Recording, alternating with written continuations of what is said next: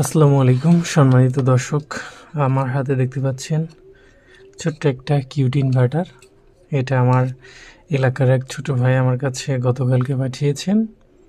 তো সে টুকটাক কাজ হয়তো পারে, যার কারণে ক্যাসিংটা খুলে তার কাছে রেখে দিয়েছে। শুধু মেইন যে সার্কিটটা রয়েছে সেটি আমার কাছে পাঠিয়েছেন। তো এটা এক নজরে আমি দেখলাম।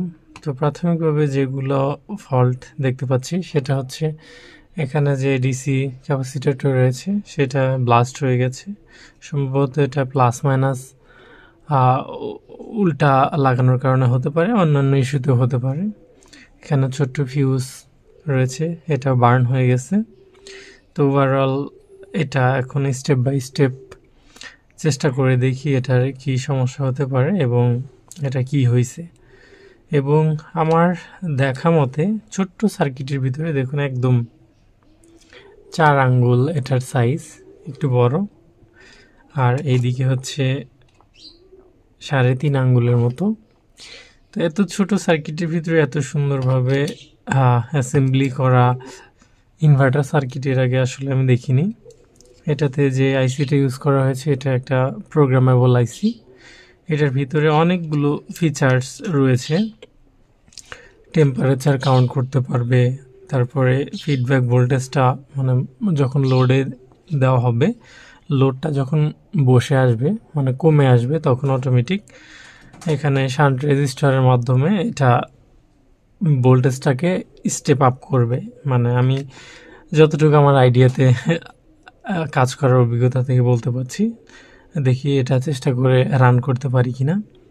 তারপর এখানে যে টোটেম পোল সার্কিটটা ইউজ করেছে এটা খুবই উপযোগী একটা বিষয়, কারণ যে সচরাচর এই টোটেম পোলটা ইউজ করা হয় হেভি টাইপের যে ইনভার্টারগুলো রয়েছে সেগুলোতে।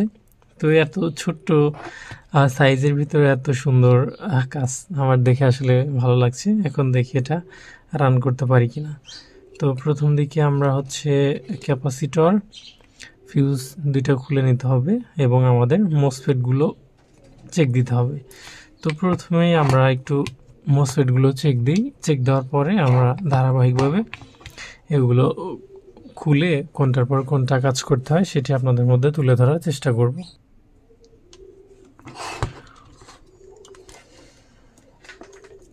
এখানে আমাদের একটা মাল্টিমিটার ইউজ করছি, আমি ডিজিটাল ইউজ করছি। আপনারা চাইলে যে কোনো ধরনের মাল্টিমিটার ইউজ করতে পারেন। এটা আমরা যে ডায়োড মোড এবং বাজার মোড কম্বিনেশন রয়েছে সেটাতে সিলেক্ট করে দেখব যে বিপ আওয়াজটা দেয় কিনা। যেগুলো মিটারে বিপ আওয়াজ দেয় সেটা দিয়ে আপনাদের একটু কাজটা করতে সুবিধা হবে। তো প্রথমে হচ্ছে ডিসি সাইডের মসফেটগুলো আমরা প্রাথমিকভাবে চেক করার যে উপায়, গেট পিনটাকে বাদ রাখবেন, কারণ যে গেট পিনের সাথে হচ্ছে ওই রেজিস্টরের সাথে সরাসরি আইসির একটা কম্বিনেশন থাকে, যেখানে ওখানে ভ্যালুটা এলোমেলো আসতে পারে। শুধু দেখতে হবে যে ওখানে শর্টটা আছে কিনা। যদি শর্টটা না থাকে তাহলে মসফেটটা ভালো আছে। আর আপনারা যে কাজটি করবেন, এই কালো প্রোবটা মাঝামাঝি যে মসফেটের পিনটা রয়েছে সেটাতে ধরবেন এবং অপর পাশে যে সোর্স পিনটা রয়েছে, সোর্স এবং ড্রেনের ভিতরে এই প্রোব দুটো ধরবেন। ধরার পর দেখবেন যে এই ভ্যালুটা 400, 450 এবং 500-র মধ্যে আসে কিনা। মানে এটা বলছে যে প্রথমকার যে দুইটা ডিজিট 47, 50, 45, 42 এরকম ডিজিট আসে কিনা। যদি আসে তাহলে এটার ভ্যালু ঠিক আছে, তার মানে মসফেটটা ঠিক আছে। এবং কালোটা ওখানে রাখবেন এবং গেটে টাচ করে দেখবেন যে শর্ট দেখায় কিনা। শর্ট যদি না দেখায় তাহলে ঠিক আছে, এখানে যে কোনো ধরনের ভ্যালু আসতে পারে। সেমভাবে এটাও ড্রেন পিনে কালো প্রোবটা ধরবেন এবং লালটা সোর্স পিনে ধরবেন। ধরে দেখবেন যে এই ভ্যালুটা প্রথমকার ডিজিট দুইটা, পরের ডিজিট এক এক মিটার এক এক আসতে পারে। মানে 45, 47, 49, 52 এরকম যদি থাকে তাহলে বুঝতে হবে যে এই মসফেটটা ভালো আছে। তার মানে ডিসি সাইডের মসফেট দুইটা ভালো আছে। এখন দেখব যে আমাদের যে এসি সাইডের এইচ ব্রিজ সেকশন রয়েছে সেটার মসফেটটা ভালো আছে কিনা। তো সেমভাবেই এটার ড্রেন পিনে ধরবেন এবং এইদিকে হচ্ছে সোর্স পিনে লালটা ধরবেন। দেখুন ওইটাতে প্রায় 47 এসেছিল, এটাতে 51 আসছে, তার মানে এটা ঠিক আছে। সেমভাবে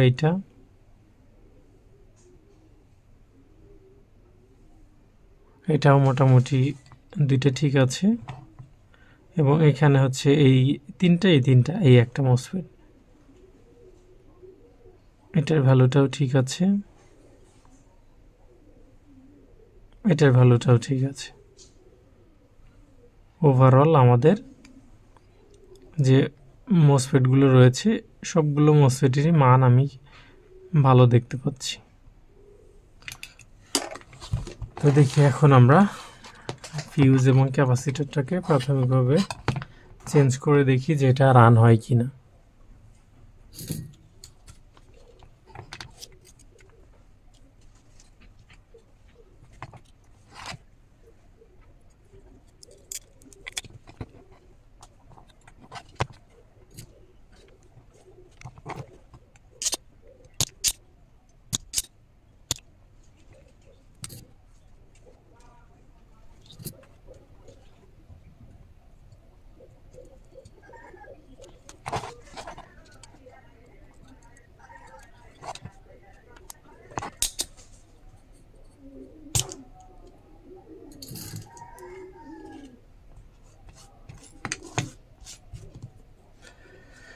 আমাদের ফিউজটা এবং ক্যাপাসিটর যে রয়েছে দুইটা খোলা শেষ। এখন ফিউজ হিসেবে আমাদের কাছে এগুলা 40 অ্যাম্পিয়ারের একটা রয়েছে, এটা 5 অ্যাম্পিয়ার একটু বেশি, এটা আমরা এখানে ইনস্টল করে দেব।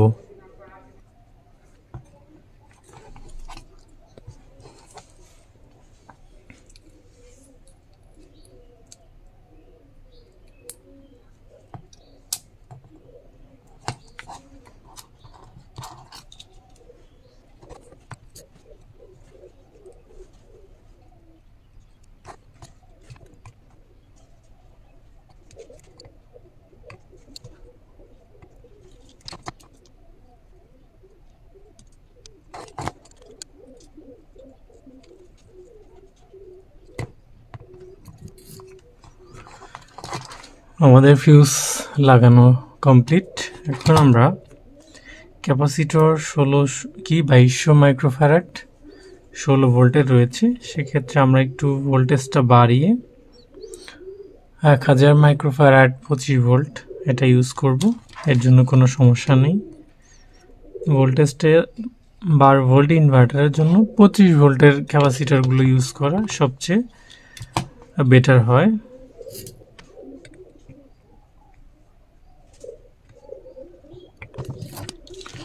আমাদের এটা লাগানো কমপ্লিট, জায়গাটাকে একটু ক্লিন করে নেই।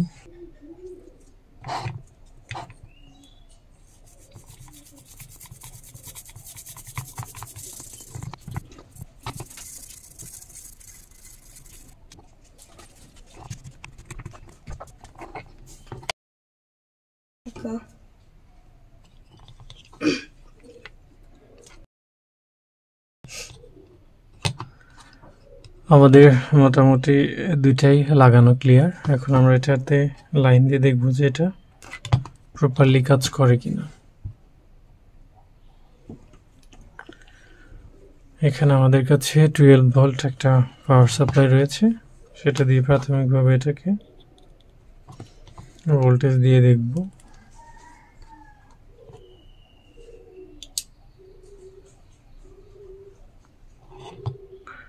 এটা কোনো প্রকারের রেসপন্স করছে না।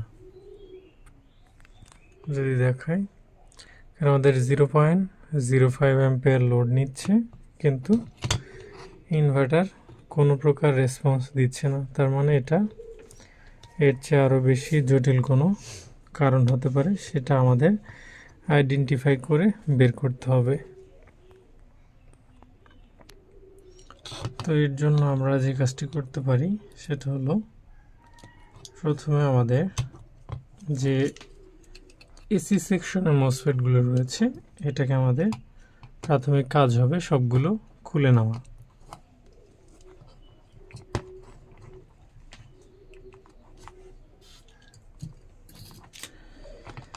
এসি সাইডের মসফেটগুলো খোলা হয়ে গেলে আমাদের যে জিনিসগুলো চেক দিতে হবে, প্রথমে আমাদের দেখতে হবে যে এখানে এই পালস ট্রান্সফরমার সাহায্যে 12 ভোল্ট থেকে এখানে 300-350 ভোল্টের মতো এই ক্যাপাসিটরটাতে স্টোর হবে। এবং এই 4টা মসফেট খুলে ফেলার কারণ হচ্ছে এই 4টা মসফেট খোলা অবস্থায় সার্কিটটাকে ভালোভাবে আইডেন্টিফাই করে চেক করে এখানে যদি ডিসি ভোল্টেজটাকে নিয়ে আসা যায়, তারপরে এই হাই ভোল্টেজের মসফেটগুলোর গেট পিনে ভোল্টেজটা 5 থেকে 6 ভোল্ট মাপ দেওয়ার পরে এগুলো লাগানো উচিত।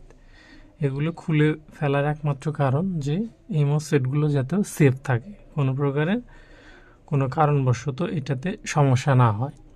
যদি ভুলবশত এগুলো লাগিয়ে রাখি, হঠাৎ করে কোনো বাই ডিফল্ট লাইন এখান থেকে চলে যাওয়ার কারণে মসফেটগুলো বার্ন হয়ে গেলে এগুলো মোটামুটি দামি হয়ে থাকে, যাতে এগুলো নষ্ট না হয়। যার কারণে সেফটি স্বরূপ প্রাথমিকভাবে চেষ্টা করবেন এই এইচ ব্রিজ সেকশনে যেগুলো মসফেট থাকে সেগুলো আপনারা খুলে নেওয়া। এরপর আমাদের যে কাজটি করতে হবে, এখন ধারাবাহিকভাবে চেক করতে হবে, সেটা স্টেপ বাই স্টেপ আপনাদেরকে দেখানোর চেষ্টা করছি। সর্বপ্রথম আমাদের আইসিটাতে প্রপারলি ভোল্টেজ ঠিক আছে কিনা সেটা আমাদের চেক করে নিতে হবে যে আমাদের যে মেইন পিডব্লিউএম আইসিটা রয়েছে এই আইসিটাতে প্রপার ভোল্টেজটা পাচ্ছে কিনা। যেহেতু আমাদের এখানে লাইট দুইটাতে কোনো রেসপন্স নেই, তো সেক্ষেত্রে আমাদের এই ভোল্টেজটা এখান থেকে গিয়ে এই যে এখানে দেখুন ছোট্ট একটা রেগুলেটর আইসি রয়েছে, এটাকে ট্রানজিস্টর বলতে পারবেন না, মসফেটও বলতে পারবেন, এটা কিন্তু একটা 3 পিনের একটা রেগুলেটর আইসি। তো এই আইসিটাকে আমাদের প্রথমে চেক করে দেখতে হবে যে এখান থেকে ভোল্টেজটা প্রপারলি আইসিটাতে সরবরাহ হচ্ছে কিনা। তো আমরা আবার এটাতে 12 ভোল্ট পাওয়ার সংযোগ করে দেওয়ার পরে আমাদের একটা মিটারের সাহায্যে আমাদের দেখে নিতে হবে যে ভোল্টেজটা প্রপারলি ঠিক আছে কিনা।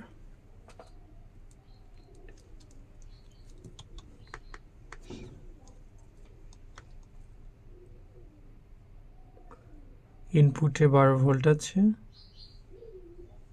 আউটপুটে 8.42। এখানে একটু অস্বাভাবিক মনে হচ্ছে, কারণ এটা 5 ভোল্ট দেওয়ার কথা, কারণ যে এখানে নির্দিষ্ট মানের চেয়ে বেশি ভোল্টেজ যখনই এই আইসিগুলোতে প্রবেশ করবে এটা অটোমেটিক প্রোটেকশন মোডে চলে যাবে। তো আমাদের প্রাথমিক কাজ হবে আইসিটাকে চেঞ্জ করে এখানে 5 ভোল্টটা নিয়ে আসতে হবে। তো আমরা এটা একটু চেঞ্জ করে দেখি, যদিও সার্কিটটা ছোট কিন্তু এটার প্রবলেম একটার পর একটা বের হতেই থাকছে। তো আমরা এই রেগুলেটর আইসিটাকে প্রাথমিকভাবে চেঞ্জ করে দেব। আমাদের কাছে এই ধরনের ছোট ছোট কম্পোনেন্ট সবগুলোই আছে, কারণ যে এই ইনভার্টার সার্কিটগুলোর কাজ করতে আমার ভালোই মজা লাগে, যার কারণে এগুলোর ছোট ছোট যে কম্পোনেন্টগুলো সেগুলো মোটামুটি আমার কাছে সবই আছে।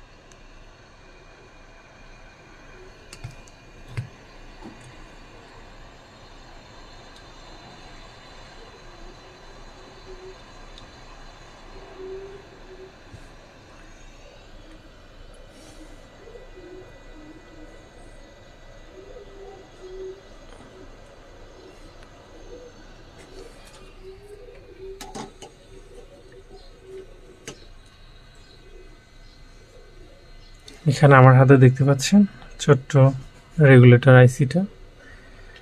আমরা এটার পরিবর্তে সেম মানের আরেকটা রেগুলেটর আইসি আমরা এখানে লাগিয়ে দেব। এটা আমাদের আগে থেকেই টেস্ট করা আছে। এটা একটা ভালো রেগুলেটর আইসি, আর এটা মাত্র খুললাম। তো এটা আমরা এখানে সেট আপ করে দেখব যে এটা প্রপারলি ভোল্টেজটা ঠিক মতো দেয় কিনা।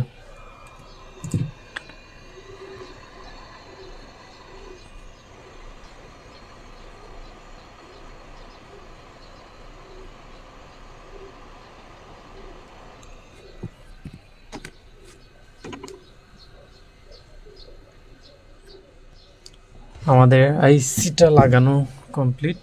এটা কিছুক্ষণ ঠান্ডা হওয়ার জন্য আমাদের অপেক্ষা করতে হবে, কারণ যেগুলো অতিরিক্ত তাপমাত্রায় অ্যাকুরেটলি কাজ করতে পারে না।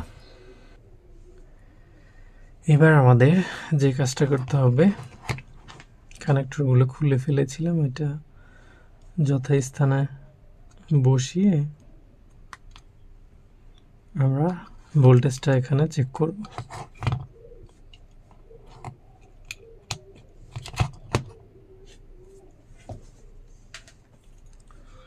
12 ভোল্ট সোর্সটা দিয়ে দিলাম।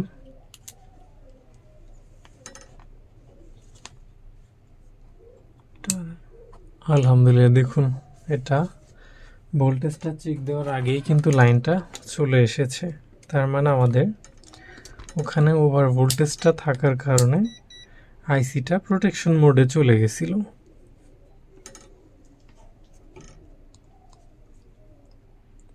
ফাইভ ভোল্ট,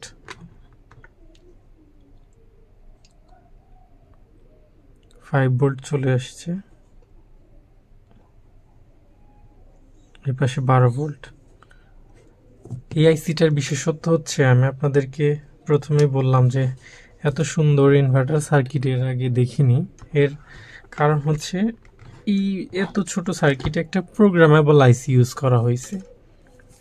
আর সচরাচর যে ইনভার্টারগুলোতে TL494, 3525, K7500 ইউজ করা হয়, সেটার পরিবর্তে এটার ফাংশনটা একটু ভিন্ন।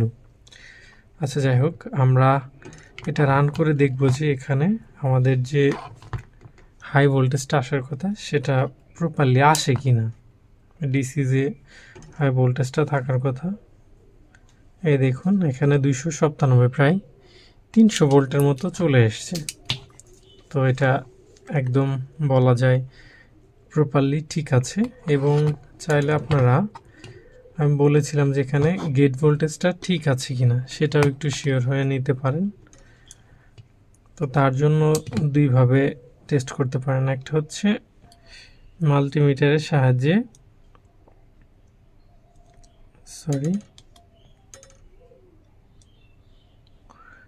মাল্টিমিটারের সাহায্যে দেখবেন যে এই কালো প্রোবটা নেগেটিভ ক্যাপাসিটর, মানে সোর্স যে ক্যাপাসিটর রয়েছে সেটার নেগেটিভ প্রান্তে ধরবেন, এবং এটা গেট পিনে ধরলে এখানে 4 ভোল্ট, 5 ভোল্ট, 6 ভোল্ট এরকম দেখাতে পারে। এটা 7 ভোল্ট, তা 4 ভোল্টের মতো, এখানে 7 ভোল্ট। এটা মোটামুটি অ্যাকুরেট ঠিক আছে। এবং এরপরে যদি কোনো সন্দেহ থাকে তাহলে সেটা পরীক্ষা করার জন্য অসিলোস্কোপ ইউজ করতে পারেন। এটার বিকল্প আসলে কিছু হয় না। তো আমি এটা দিয়ে দেখব যে এটার হচ্ছে যে 50 হার্টজ যে ফ্রিকোয়েন্সি রয়েছে সেটা আসে কিনা। আমাদের কাছে ছোট্ট একটা অসিলোস্কোপ রয়েছে, এটার সাহায্যে আমরা অ্যাকুরেটলি এটার মানটা বের করতে পারি যেটা ঠিক আছে কিনা। সেমভাবে কালো প্রোবটা আমাদের নেগেটিভ প্রান্তে ধরতে হবে, এবং এই প্রোবটা আমাদের এখানে দেখুন 50 হার্টজ, এক হাত দিয়ে যার কারণে একটু সমস্যা হচ্ছে। ফ্রিকোয়েন্সির ঘরে দেখুন একদম 50, এই যে ফ্রিকোয়েন্সি, এই যে এইটা এখানে যে ঘরটা, এদিকে একটু লক্ষ্য করেন, ফ্রিকোয়েন্সিটা একদম 50 হার্টজের মধ্যেই সীমাবদ্ধ প্রত্যেকটাতে। যেহেতু এটা একটা প্রোগ্রাম করা আইসি, যার কারণে এটাতে ফ্রিকোয়েন্সিটা একদম অ্যাকুরেট থাকবে, এটাই স্বাভাবিক। তো এখন আমাদের যে মসফেট 4টা ছিল সে 4টাকে আমরা একটু লাগিয়ে নিই।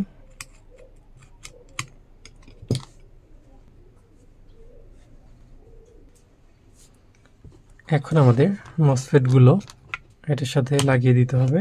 এখানে ক্লিন করাটা দেখানোর মতো কোনো বিষয় না। তো আর একটা কাজ করতে পারেন, যেহেতু আমি মসফেটগুলো খুলেছি সেক্ষেত্রে আরও একবার একটু টেস্ট করে দেখব যে খোলা অবস্থায় ভালো আছে কিনা। এটা সিম্পল প্রসেস। কালোটা মাঝামাঝি ধরবেন, লালটা লাস্টে ধরবেন। এখানে একটা ভ্যালু আসবে, প্রথমকার 2টা ডিজিট খেয়াল রাখবেন যে 45, 47, 50, 52 এরকম আসে কিনা। আর এই পজিটিভ প্রুফটাকে গেট পিনের সাথে ধরে দেখবেন যে এটার ভ্যালুটা অপরিবর্তনশীল থাকবে, মানে ওখানে যে ভ্যালুটাই থাক, 0 থাক 1 থাক, ওটার কোনো পরিবর্তন হবে না, তার মানে এটা ভালো আছে। আর এটা 100% একটা সুইচেবল মসফেট, এটা আমি দেখি বুঝতে পারছি। এটা খুব একটা ভালো মানের মসফেট ইউজ করছে। এটাও ঠিক আছে,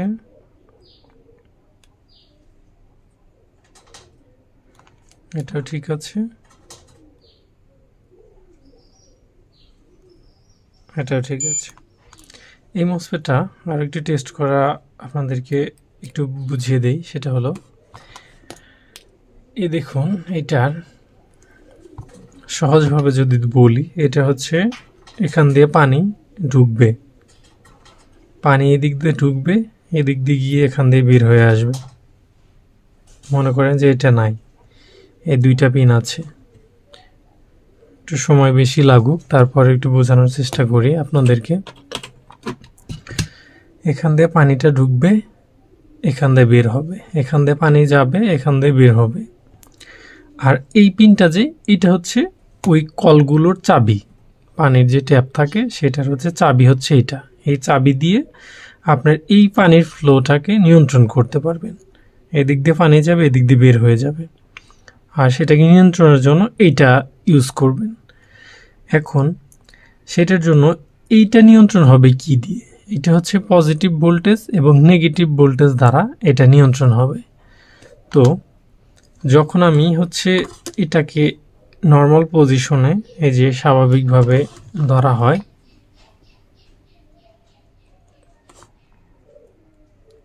স্বাভাবিকভাবে যখন ধরা হয়, এই যে ওখানে যে ভ্যালুটা শো করে, এটা এখন এই গেট পিনটাকে নেগেটিভ পালস দেওয়া আছে, নেগেটিভ ভোল্টেজ। এই মসফেটের ভিতরে ইন্টারনাল একটা ক্যাপাসিটর আছে ছোট, এগুলো অনেকেই জানেন না, এটা লেন্দি প্রসেস।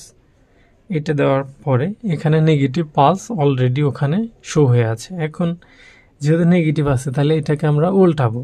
এই পজিটিভ দিয়ে এই গেট পিনটাকে হালকা করে টাচ করলে এইটা অ্যাক্টিভ হয়ে যাবে, মানে পানির ফ্লোটা কন্টিনিউ হতে থাকবে। তখন এই যে চাপ দিলে, এই যে দেখুন, এটা শর্টের মতো আচরণ করছে কিছু সময়ের জন্য, কারণ যে এর ভিতরে একটা ইন্টারনাল ক্যাপাসিটর রয়েছে। তো এই যে দেখুন, এই যে কিছুক্ষণের জন্য এর ভিতর দিয়ে পানিটা ফ্লো করছে, মানে পজিটিভ ভোল্টেজটা দেওয়ার কারণে এটা অ্যাক্টিভ হয়ে যায়। তো এটা আরও অনেক লেন্দি একটা বিষয়। যাই হোক, এখন আমরা এটাকে আমরা এখানে লাগিয়ে দেব।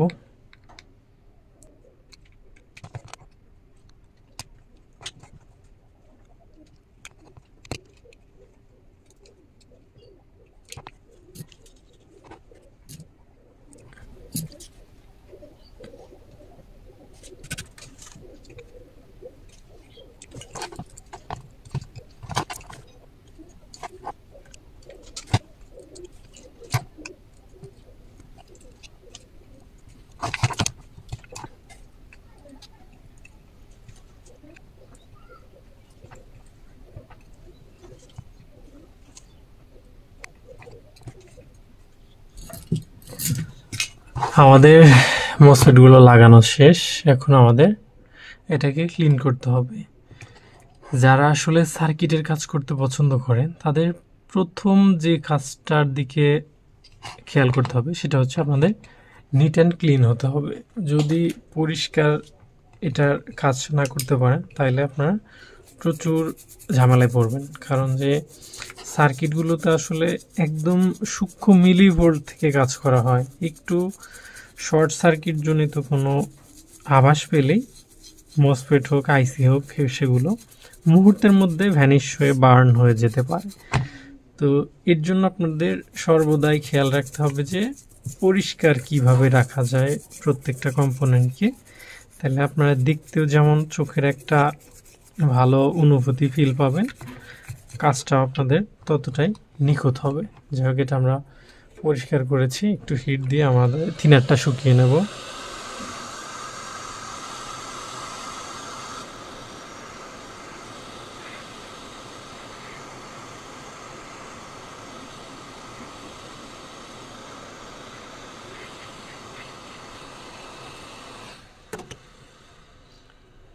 এটা আমাদের সম্পূর্ণ ক্লিয়ার হওয়ার কথা। এখন আমরা এটাকে লাইন দিয়ে দেখব যে এটা প্রপারলি কাজ করে কিনা। আমাদের কাছে যে 12 ভোল্ট সোর্স রয়েছে সেটা আমরা এটা দিয়ে দিই। প্রথমে আমাদের খেয়াল রাখতে হবে যে আমাদের অ্যাম্পিয়ারটা স্বাভাবিক নেয় কিনা। যদি নেয় তাহলে একদম ওকে আছে। অন করে দিলাম। যদি মিটারের দিকে ফলো করি, এখানে হচ্ছে 18 মিলি অ্যাম্পিয়ার মতো লোড নিচ্ছে, তার মানে এটা আমাদের প্রপারলি ঠিক থাকার কথা। এখন আমরা এটার ভোল্টেজ এবং ফ্রিকোয়েন্সি দুইটাই চেক করে দেখব যে এটা প্রপারলি কাজ করছে কিনা।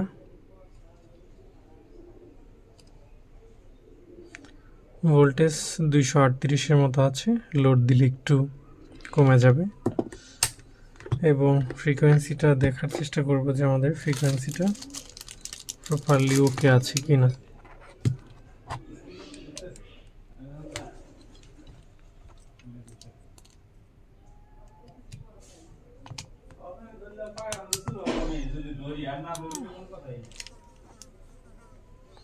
এইটার ফ্রিকোয়েন্সিটা দেখুন একদম প্রপারলি ওকে আছে। যে হার্টসটা হচ্ছে 40-47। এটা একটু ভ্যারি করবে যখন মডিফাইড সাইন ওয়েভ ফুল ব্রিজ করা হয়, তখন ফ্রিকোয়েন্সিটা একদম স্টেবল 50 থাকে না। এটা পিওর সাইন ওয়েভ ছাড়া কোনোদিনও সম্ভব না।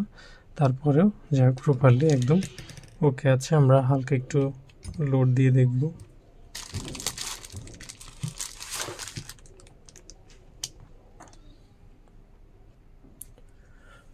আমাদের এখানে ফিলামেন্টের লোড রয়েছে, এটা লাগিয়ে আমরা একটু টেস্ট করি। এটা অন করে দিলাম। এই যে এটা হচ্ছে 60 ওয়াটের, এটা হচ্ছে ওই পাশে 100 ওয়াটের একটা এলইডি।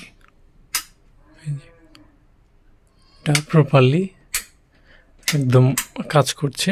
আমি লোড অবস্থায় একটু ভোল্টেজটাও দেখাই।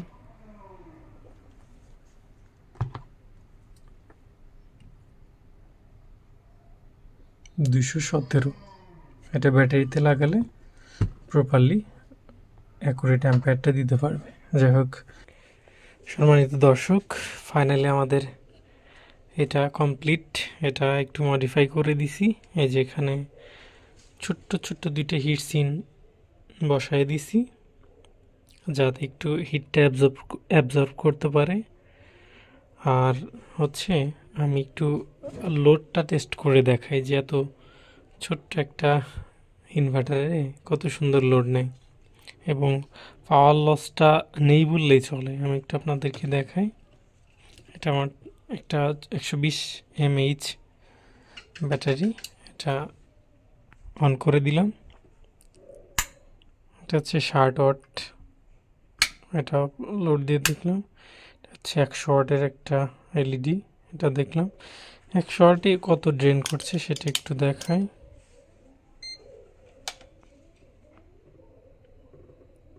$8.35 অ্যাম্পিয়ারের মতো লোড নিচ্ছে।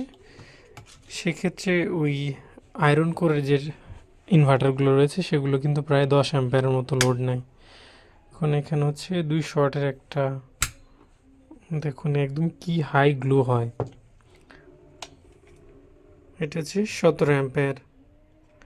আর আয়রন কোরের যে ইনভার্টারগুলো রয়েছে সেগুলো প্রায় 20 অ্যাম্পায়ারের মতো ড্রেন করে। তো সেক্ষেত্রেও এখানে আমি 3 অ্যাম্পায়ারের মতো ড্রেন কম করছি। 3 × 32 প্রায় 36 ওয়াটের মতো এটা বিদ্যুৎ বিল সেভ করবে, মানে ব্যাটারি থেকে ব্যাটারি ইন্টারনাল চার্জটা 36 ওয়াটের মতো 200 ওয়াট লোড দিলে সেভ করতে পারবে। তো যাই হোক, আজকের ভিডিও এ পর্যন্তই। ধন্যবাদ সবাইকে।